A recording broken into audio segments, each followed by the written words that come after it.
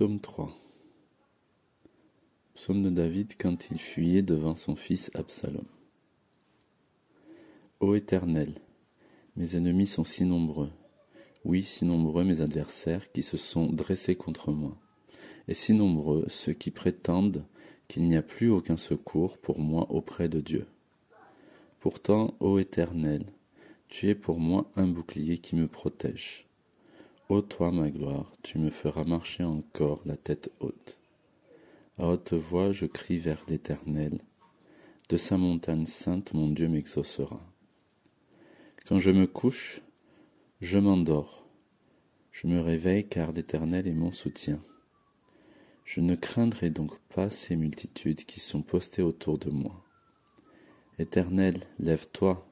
Au secours, mon Dieu, sauve-moi. Tu gifles tous mes ennemis. Tu casses les dents aux méchants. De l'Éternel vient le salut. Ô Éternel, fais reposer ta bénédiction sur les tiens. Bonjour à tous. Je suis heureux aussi d'être là. Et vous allez voir aussi que je suis un peu stressé. Donc ce psaume de secours, de délivrance de Dieu, elle est maintenant pour moi, vous qui me regardez. Ça ne veut pas dire que vous êtes de méchantes personnes, bien sûr. Mais voilà.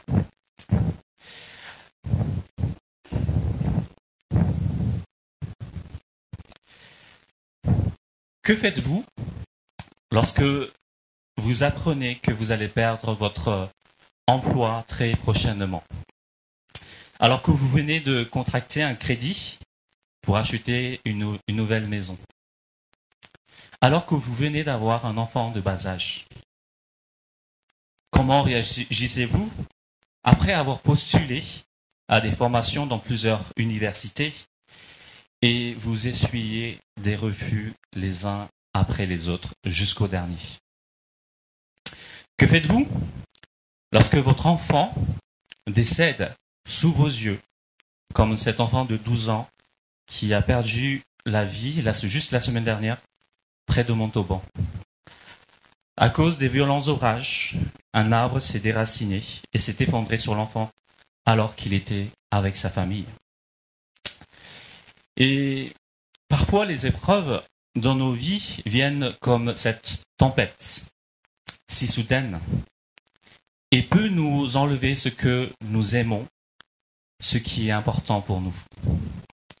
Et les drames de la vie peuvent laisser une profonde et douloureuse cicatrice dans nos cœurs, mais on ne devrait pas s'arrêter à là. Ne pas demeurer figé comme cet arbre qui s'est déraciné, car il y a un véritable espoir. Et ce matin, on peut apprendre dans ce psaume que ce que David a fait lorsque le danger et la mort se sont approchés de lui. Par extension, ce psaume est présent dans la Bible pour nous montrer comment nous pouvons réagir et agir face à nos situations de détresse. Vers qui nous pouvons nous tourner pour obtenir la délivrance, le salut de Dieu. Et tout d'abord, le roi David commence par évaluer la situation. Il donne son premier constat dans sa prière. Il donne son premier constat, il évalue la situation. Dès le départ, on comprend vite que l'auteur de ce psaume est en situation de danger imminent. Il est encerclé par des ennemis, et c'est ce qu'on voit dans le verset 2. Mes ennemis sont si nombreux. Ici, en hébreu, il existe plusieurs mots pour parler des ennemis. Et ici, dans ce passage, ennemi, cela a plutôt le sens de oppresseur. Alors, je suis allé voir dans le Larousse, le dictionnaire de Larousse, pour savoir ce que c'est que oppresser. Et c'est gêner la respiration par une sensation de pression, accablé, étouffé. Et vous savez que actuellement, à cause de la canicule, à cause de la chaleur, lorsque vous prenez le métro et que tout le monde se serre comme des crevettes, on a vraiment du mal à respirer. on transpire, on étouffe. Et tout ce qu'on a envie de faire, c'est de sortir le plus vite du métro pour pouvoir respirer dehors. Et c'est l'idée qui ressort des oppresseurs du roi David, les ennemis. Mais qui sont en fait ces ennemis? Et comme l'indique le verset 1, certaines personnes pensent que c'était durant la fuite de David quand Absalom, son propre fils, s'est révolté contre David, le roi. Les tribus d'Israël s'étaient ralliées à Absalom pour détrôner le roi. Et cette histoire est relatée dans 2 Samuel, chapitre 15 et verset 16. Par contre, d'autres pensent que c'est plutôt une situation personnelle que David ait vécue indépendamment de la révolte d'Absalom. Il s'agit d'une supplication générale pour la délivrance. Que ce soit la révolte d'Absalom ou non, le psaume se suffit à lui-même pour nous donner des enseignements et pour des applications personnelles. Et c'est plutôt cette deuxième approche que je partage. David continue à faire l'état des lieux de la situation. Ses ennemis sont nombreux, si nombreux. Il n'y a pas qu'un seul ennemi ou quelques ennemis, mais ils sont nombreux. Et en hébreu, en tout cas le mot nombreux ici, il prend plutôt un sens de multiplier. Ce n'est pas qu'un groupe statique, mais c'est un groupe qui grandit de plus en plus. Vous savez, comme c'est les bactéries qui se multiplient dans votre corps et qui vous rongent de l'intérieur et qui vous rendent de plus en plus malade. Ben, en fait, c'est comme ça, en fait, quand ils disent nombreux. Cela, le groupe, les ennemis, se multiplient. Et on voit bien, au verset 7, il parle maintenant de multitudes. Multitudes, ce sont des dizaines de milliers. Le danger grandit de plus en plus et a de quoi effrayer le roi. C'est comme lorsque vous êtes imaginez que vous êtes dans une grotte et que vous devez passer par un chemin très étroit où il y a de l'eau. Et le seul moyen d'arriver de l'autre côté, c'est de passer de s'accroupir et d'entrer dans un petit trou et de commencer à nager en ayant juste un petit espace entre le plafond et vous. Vous savez, vous nagez et plus vous vous enfoncez vers ce chemin et plus le plafond se réduit. Et vous commencez à boire de l'eau de grotte, l'eau de source de cette grotte, et vous commencez aussi à manquer d'air. Mais vous ne savez pas quand est-ce que vous allez arriver de l'autre côté. C'est effrayant, hein? Et c'est probablement ce qu'a pu ressentir David. David voit ses ennemis venir, ils sont de plus en plus nombreux à se montrer, mais pire, ils veulent le torturer psychologiquement pour le faire mourir à petit feu. Verset 2, ils disent que oui, si nombreux mes adversaires qui se sont dressés contre moi. Le moi ici, dans la pensée juive, inclut tout ce qui constitue l'être humain. Tout son corps physique, son âme, son esprit, ses désirs, ses croyances. C'est tout l'être, physiquement, émotionnellement, spirituellement. Et lorsque David dit que ceux qui prétendent qu'il n'y a plus de secours pour moi auprès de Dieu, donc au verset 3, en fait, c'est qu'ils veulent s'adresser à David jusqu'au plus profond de son âme pour bien le marteler et lui faire comprendre que David, tu n'auras aucune issue de secours. C'est pas comme vous êtes dans une voiture et que vous arrivez, vous savez, dans une impasse. Bon, je ne vais pas faire un cours de code, mais c'est un peu, vous savez, le panneau bleu là, et avec le petit un rectangle rouge là, qui vous dit que lorsque vous arrivez au bout, vous allez être bloqué. Mais vous avez la possibilité de toujours revenir en arrière. Mais là, les ennemis viennent de toutes parts contre David et on voit que l'étau se resserre en fait. Et ils veulent torturer psychologiquement David pour lui faire comprendre qu'il n'y aura aucune issue. Les ennemis de David sont remplis d'arrogance et de confiance démesurée. On a bien vu au verset 3, ceux qui prétendent qu'il n'y a plus, et si nombreux ceux qui prétendent qu'il n'y a plus aucun secours pour moi auprès de Dieu.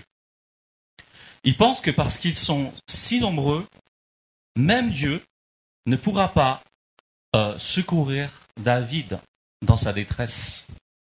Et ici, on ne le voit pas forcément dans le passage lorsqu'on parle de Dieu, mais dans le mot hébreu, Dieu ici, c'est plutôt un sens Dieu générique, Dieu général. D'accord ? Ça veut dire que ce sont des gens certainement qui ne croient pas en Dieu.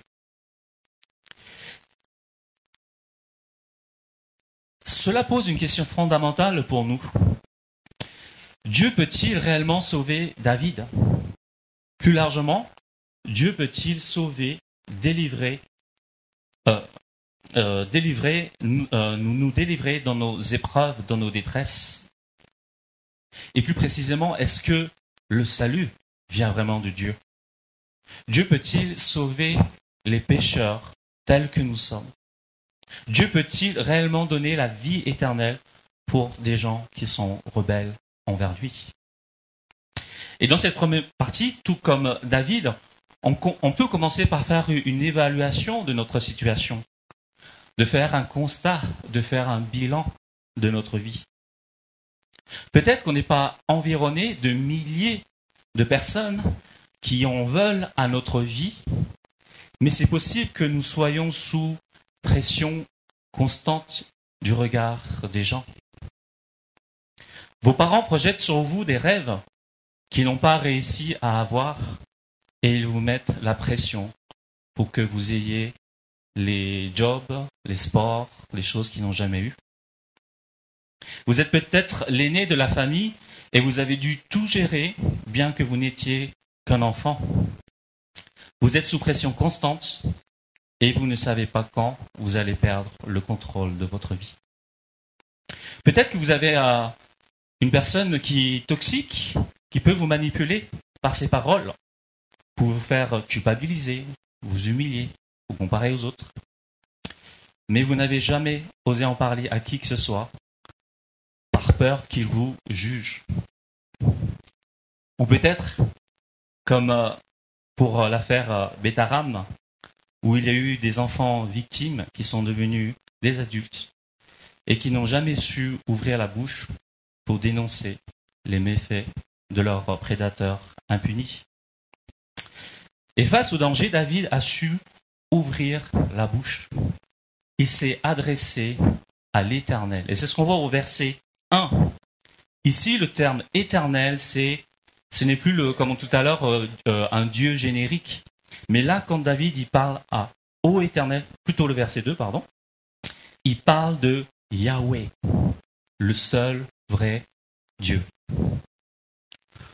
Vous pouvez ouvrir la bouche et parler à Dieu de vos douleurs, de vos blessures, de la pression que vous subissez et ce que vous vivez réellement en fait. Dieu veut entendre des paroles authentiques. Vous savez, pas un semblant de prière pour faire plaisir aux gens qui vous entourent. Mais Dieu veut un cœur à cœur avec chacun d'entre nous. Nous avons vu précédemment que les ennemis de David déclaraient que même Dieu ne pourrait pas le sauver. Même si David criait à Dieu, il prétendait que Dieu ne pourrait pas le délivrer face à leur souffrance, à leur nombre, pardon. Et pourtant, David ne va pas se laisser intimider. Il va justement crier à Dieu.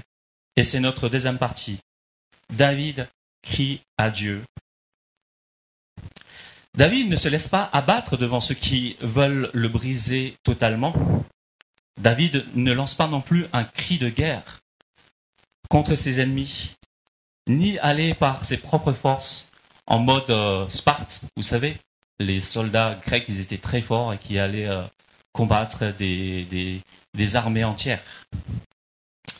Au contraire, David va lancer un cri de détresse auprès de Dieu. Et c'est ce qu'on voit au verset 5.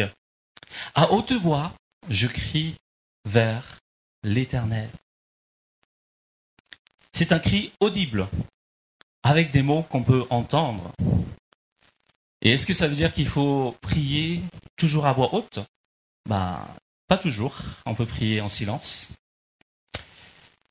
Mais parfois, il est bon de prier à voix haute devant Dieu pour délier nos lèvres, ce qui nous bloque. Et crier à Dieu, est-ce que c'est notre premier réflexe ? Est-ce que c'est être une personne faible de crier à Dieu ? Et le roi David avait bien compris que sa vie était finie sans le secours de Dieu. Sans Dieu, il ne pouvait rien faire contre ses ennemis, car il avait affaire à plus fort que lui.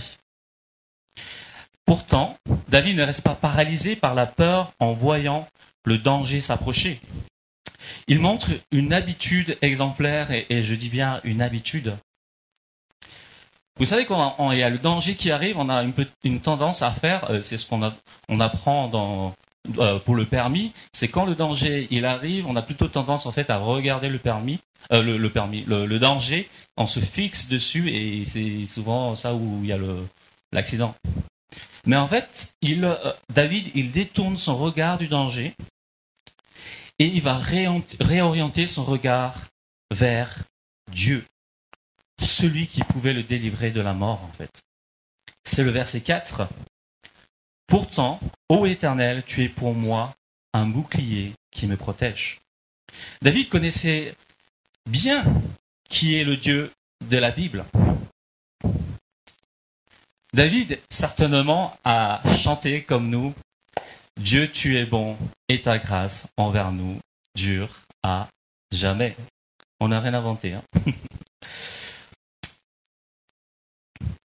Et oui, David connaissait bien qui est le Dieu de la Bible. C'est comme si David disait « Ces méchants hommes croient que tu ne pourras rien faire contre moi. Mais moi, je sais qui tu es.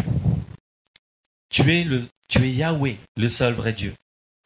Tu m'as déjà secouru à maintes reprises dans le passé. Aujourd'hui encore, tu viendras à mon secours, car tu es mon bouclier, mon puissant protecteur. » David savait qu'il aurait une fois de plus la protection totale de Dieu. Et c'est pas un bouclier. Vous savez, bouclier, ça protège seulement le corps.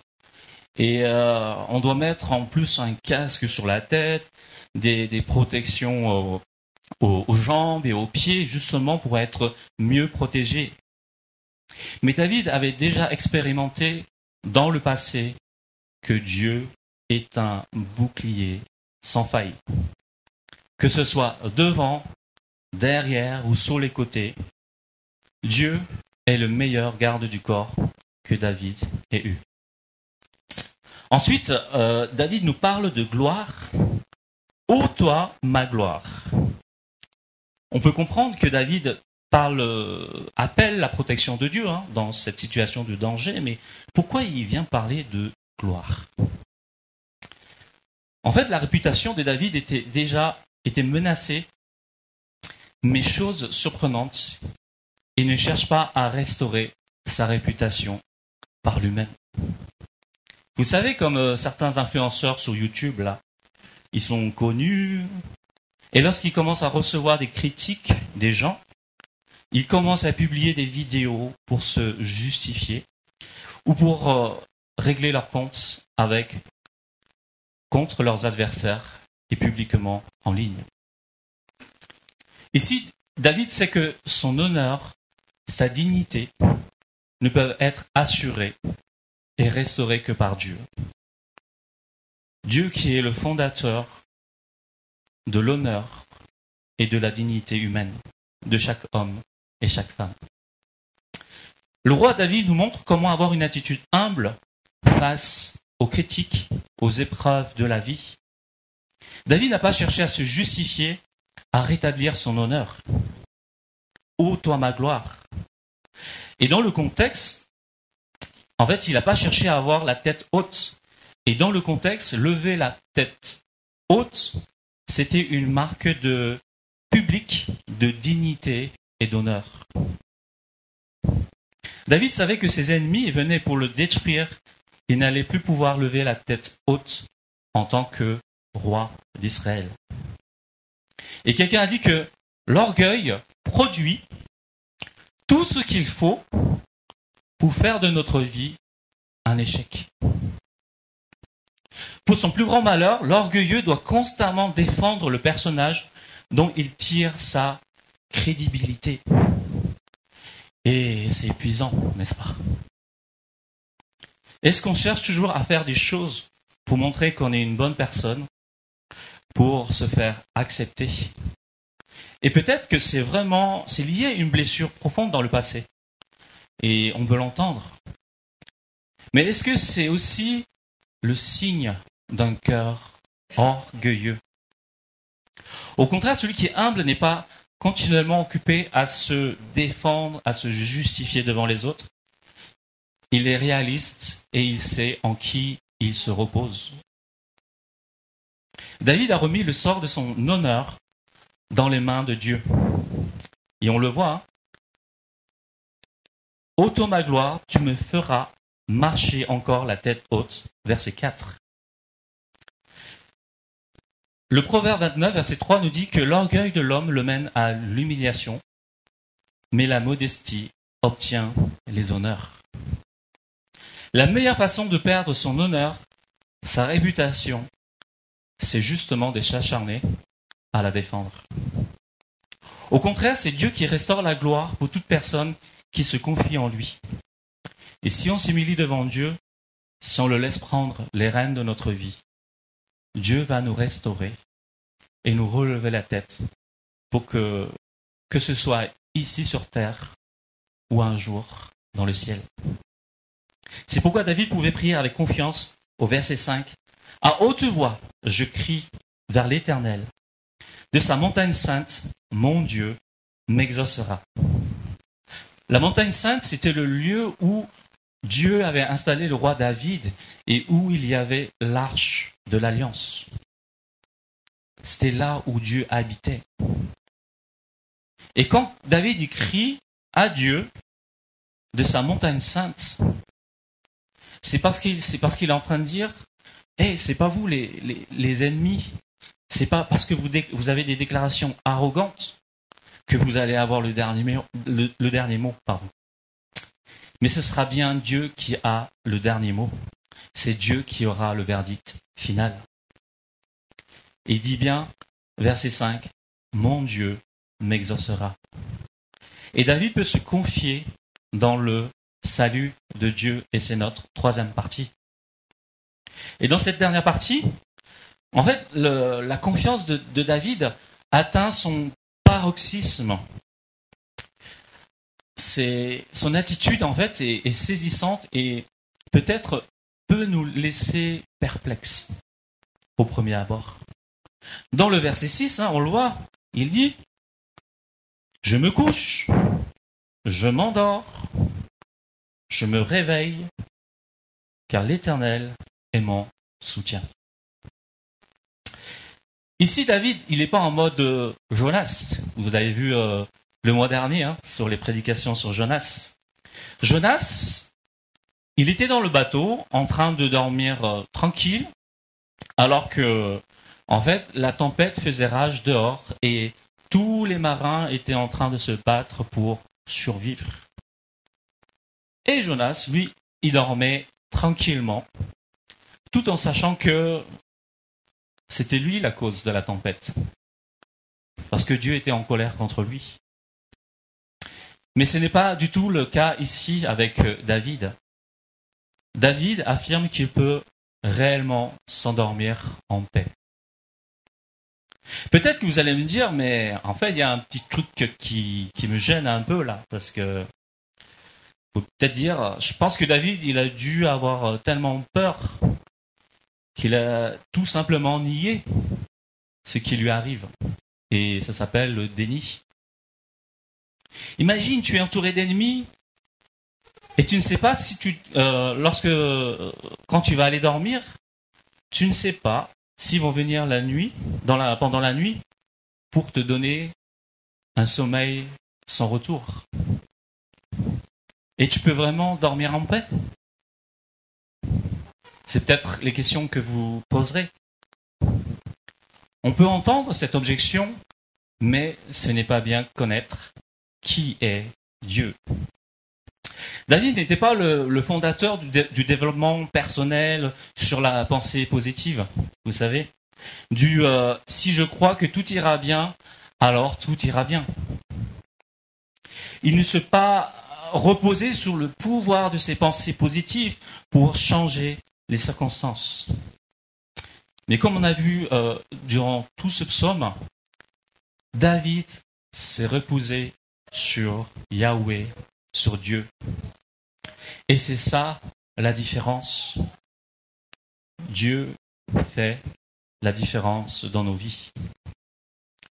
Tout comme David et Moïse, d'autres personnages de la Bible et parmi les gens dans cette église, la confiance qu'ils ont manifestée en Dieu découle d'une compréhension qu'ils ont de la personne de Yahweh. Des promesses que Dieu a faites dans sa parole, de sa fidélité éternelle. Dieu, tu es bon, et ta grâce envers nous dure à jamais. Ce sont donc des témoins qui nous encouragent nous aussi à faire confiance à Dieu, à plier le genou et à crier à Dieu de toutes nos forces pour être secourus. Il n'y a pas besoin d'être dans une situation de danger imminent et prier Dieu devrait être une habitude, un premier réflexe dans tous les domaines de notre vie. Vous savez, quand je me lève, on peut prier. Avant d'aller dormir, je peux prier. Lorsque je choisis le quartier où je vais vivre, est-ce que je prie Dieu? Est-ce que je prie Dieu pour savoir comment j'éduque mes enfants? Est-ce que je prie Dieu pour savoir comment il veut que je dépense l'argent qu'il m'a confié? Est-ce que je prie Dieu lorsque on vient me provoquer et m'insulter? Comment je réagis? Au verset 8, maintenant, David implore Dieu de passer à l'action. Éternel, lève-toi, secours-moi, suis-moi. Est-ce que vous êtes un peu mal à l'aise pour ce qu'il demande après? Gifle tous mes ennemis, casse les dents aux méchants. Est-ce que c'est une propagande de haine et de violence? Pour les Juifs, frapper quelqu'un à la mâchoire, en fait, c'était le moyen de lui mettre la honte. Vous comprenez? C'était déshonorant de se prendre une gifle. Et lorsque David invoque Dieu pour gifler ses ennemis, c'était pour obtenir une justice publique devant ceux qui ont voulu l'humilier, le torturer publiquement. Et dans d'autres passages de la Bible, parfois, les méchants sont comparés à des lions voraces qui sont venus dévorer leur proie. C'est ce qu'on voit dans Joël, chapitre 1, 6. Et casser les dents de l'ennemi, en vrai, c'était la manière de lui arracher de la gueule du méchant la proie qui était blessée, en fait. Je ne sais pas pour vous, mais c'est un peu comme lorsque les Alliés avaient réussi à vaincre les nazis pendant la Seconde Guerre mondiale. Cela avait permis d'empêcher les bourreaux nazis de continuer à massacrer des millions de juifs dans des camps de concentration. Les Alliés avaient brisé les dents des nazis. Un certain nombre de bourreaux et leurs commanditaires ont pu être arrêtés et jugés pour crimes contre l'humanité. Et par ailleurs, en tant que chrétien, on peut être mal à l'aise si on entend quelqu'un dire dans la rue ce type de discours, parce qu'on sait que le Seigneur nous commande de ne pas rendre le mal pour le mal. La Bible nous commande d'aimer nos ennemis et même de prier pour eux, de les bénir. Pas facile, n'est-ce pas? Mais cette authenticité dans les paroles de David devrait nous encourager à être authentiques devant Dieu, à reconnaître nos colères, à reconnaître nos souffrances, nos douleurs, et de les exprimer devant Dieu. Parfois, on pense que être chrétien, on n'a pas le droit de se mettre en colère, et surtout, il ne faut pas l'exprimer. Dieu ne va pas aimer nos paroles. Mais c'est mal connaître Dieu. Dieu peut entendre nos cœurs, même si cela peut révéler un problème de fond dans nos cœurs. C'est ce qu'on a vu le week-end dernier sur Jonas 4 avec Jonas. Mais Dieu veut un cœur à cœur où on peut tout lui dire. Notez bien que David n'a pas dit « je vais gifler tous mes ennemis ». Il n'a pas dit que je vais leur casser les dents, en fait. Mais David a crié à Dieu tout en laissant le rôle à Dieu de juger ses ennemis. Et c'est ce qu'on voit dans Romains, chapitre 12, verset 19. « Mes amis, ne vous vengez pas vous-même, mais laissez agir la colère de Dieu, car il est écrit, c'est à moi qu'il appartient de faire justice. C'est moi qui rendrai à chacun son dû. » Et enfin, le psalmiste termine sa prière en répondant à ses ennemis, le salut et la bénédiction vient de Dieu. Au verset 2, c'est ce qu'on avait vu, les ennemis avaient déclaré, il n'y a plus de secours pour toi, David, auprès de Dieu. Et on a vu que David avait réfuté leur déclaration tout au long de ce psaume, mais là, il déclare publiquement que Dieu seul sauve, Dieu seul délivre. Verset 9, de l'Éternel vient le salut. De plus,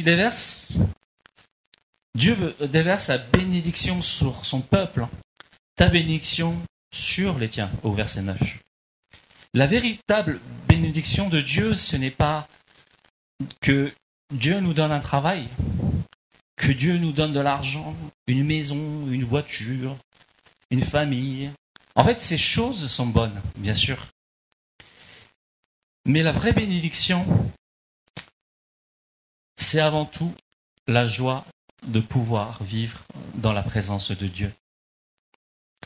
Et cette bénédiction, Dieu veut la déverser à toutes les nations. Dieu a un plan beaucoup plus large que de sauver David, ou un groupe, le peuple d'Israël à l'époque de David. Mais Dieu a un projet de sauvetage pour l'humanité, pour toutes les nations, pour se constituer un peuple qui lui appartient et qui va le servir. Il y a une histoire semblable à David, mais il faut remonter le temps vers le futur, mais qui est notre passé, 1000 ans après l'époque de David.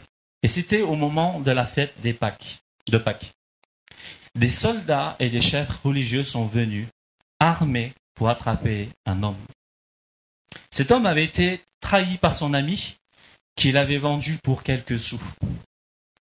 Et pourtant, face à cette menace, il n'a pas fui quand les ennemis sont venus le chercher. David a été sauvé à maintes reprises, mais cet homme s'est au contraire laissé livrer à ses bourreaux. Sur le mont des Oliviers, il avait crié le secours de Dieu, et pourtant, il avait accepté d'accomplir la volonté de Dieu. Non pas ma volonté, mais la tienne. Quand les gens l'ont attrapé, il s'est fait insulter, on l'a passé à tabac, on lui a fait un procès expéditif, on l'a humilié publiquement, même ses amis ont fui et l'ont complètement abandonné. À la croix, même certains ont cherché à le briser au plus profond de son âme, comme les ennemis ont voulu faire à David. C'est ce qu'on voit dans Matthieu 29, versets 42 à 43. Dire qu'il a sauvé les autres et qu'il est incapable de se sauver lui-même. C'est ça, le roi d'Israël. Qui descend donc de la croix alors que nous croirons en lui. Il a mis sa confiance en Dieu. Eh bien, si Dieu trouve son plaisir en lui, qui le délivre. N'a-t-il pas dit « Je suis le Fils de Dieu » Jésus a connu l'injustice, la souffrance, la solitude. Il est compatissant à nos souffrances, nos douleurs, nos blessures. Et il nous comprend lorsque nous crions à lui. Au verset 2, nous avons vu que les ennemis ont affirmé que même Dieu ne pourrait pas venir au secours de David. Et on s'était posé la question, est-ce que Dieu peut-il nous délivrer, nous sauver? D'ailleurs, est-ce que Dieu veut nous sauver? Est-ce qu'on mérite d'être sauvé? Pouvons-nous faire confiance à Dieu pour notre délivrance? Et tout comme l'avait fait David, Jésus a placé toute sa confiance en Dieu pour son salut. La grande différence et l'essentielle différence entre David et Jésus, c'est que cet homme, Jésus, il était lui-même l'auteur du salut. Celui qui devait venir pour mourir pour que les péchés d'un grand nombre soient pardonnés, pour qu'il y ait une possible réconciliation entre Dieu et l'humanité. Dieu sauve encore aujourd'hui, Dieu délivre, et il veut répandre sa bénédiction pour toute personne qui veut placer sa confiance en lui. Quelques applications.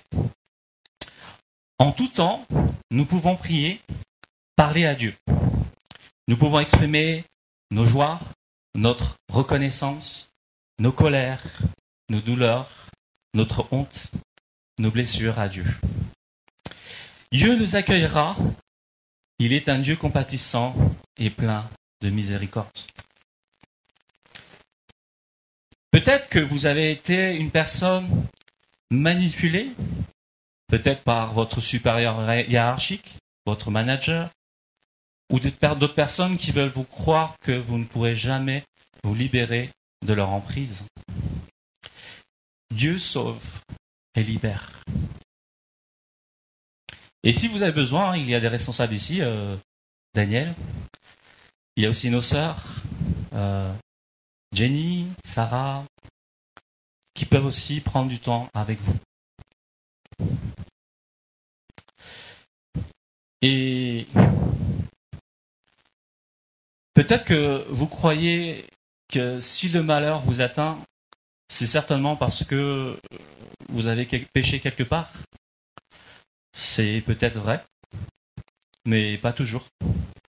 Le psaume 34, verset 19, nous dit « Le malheur atteint souvent le juste. Même le juste est touché par le malheur. Mais l'Éternel l'en délivre toujours. » Votre délivrance vient-il de vous, ou des autres, ou de Dieu? Nos souffrances, nos colères ne devraient pas nous pousser à nous venger nous-mêmes. Et le psalmiste nous appelle à les exprimer, à les transformer, à transformer nos cris de vengeance en cris de supplication auprès de Dieu. Pour que nos ennemis puissent être réconciliés avec Dieu, pour que les gens moins aimables puissent connaître l'amour de Dieu. Pour que les personnes qui n'ont connu que la violence dans les quartiers ou dans leur famille, ou même ceux qui propagent des guerres et qui s'enrichissent des guerres dans le monde, que ces personnes puissent être réformées dans leur affection, leur cœur, et qu'ils deviennent un jour des ambassadeurs de paix de Christ, afin que tous les peuples rendent la gloire à Dieu et soient bénis par Dieu. Nous pouvons être ces acteurs vivants de Christ pour que les gens puissent un jour déclarer « Oui, le salut vient de Dieu ».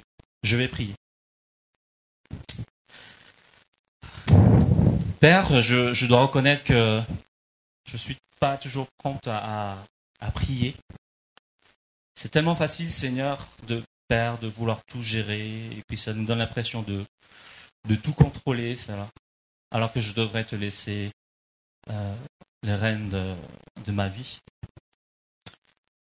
Père, donne-nous cette habitude de te prier avant de faire quoi que ce soit.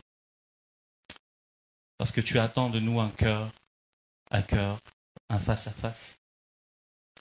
Parce que tu comprends, Seigneur, nos émotions, nos joies, nos reconnaissances, nos souffrances et nos blessures. Et avec toi, Seigneur, on est assuré d'avoir un accueil sans faille. Si certaines personnes, Seigneur, ont du mal à dormir à cause du stress, à cause de la peur, de la pression, Seigneur, on te prie pour que tu nous donnes ce réflexe de te prier pour avoir ta paix, Seigneur, dans notre repos. Je te prie que tu puisses transformer nos affections, ne pas rendre justice, mais prier pour que les gens qui nous aimons moins puissent un jour connaître ton amour. Amen.